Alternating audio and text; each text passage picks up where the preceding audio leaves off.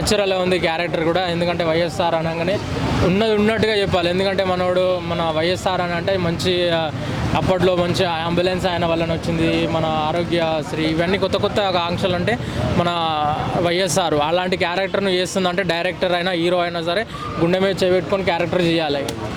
ఎందుకంటే వైఎస్ఆర్ కాబట్టి ఖచ్చితంగా బాగుంటుంది.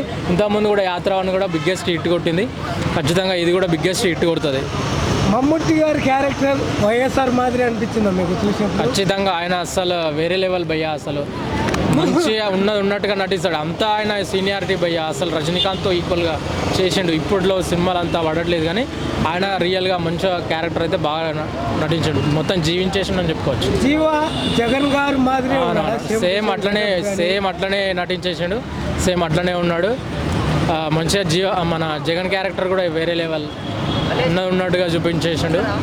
వాళ్ళ వైఫ్ క్యారెక్టర్ కూడా బాగానే నటించింది. ఆమె సేమ్ యాజ్ ఇట్ ఈజ్ ఉంది. ఆమె అయితే వీళ్ళిద్దరు అట్లా అనిపించినా కానీ ఆమె అయితే సేమ్ ఆమెనే ఉన్నట్లు అనిపించింది నాకైతే. సినిమా మాత్రం ఇట్టు కొడుతుంది పక్కా. టీజర్ చూసారా? చూశాను బ్రో. ఎలా అనిపించింది టీజర్ చూస్తే? బాగానే అనిపించింది. ఎందుకంటే దాంట్లో కూడా కొంచెం చంద్రబాబు పెట్టారు, కాకపోతే సినిమా లెక్క చూడాలి. అదే అదే అదే అదే అసలు నన్ను చెప్పనివ్వట్లేదు, ఇంకా నువ్వే చెప్పి. ఇప్పుడు సినిమాలు తీయమనండి తప్పలేదు, ఎందుకంటే అందరూ బతకాలి కాబట్టి.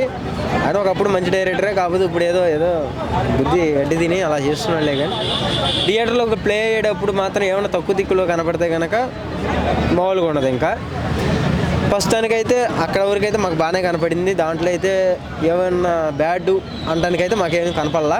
ప్రస్తుతానికైతే పర్లేదు. సో అలా చేయమనండి, నో ప్రాబ్లం. మేము కూడా వాటికి చేస్తాం, వీడియోలు చేస్తాం.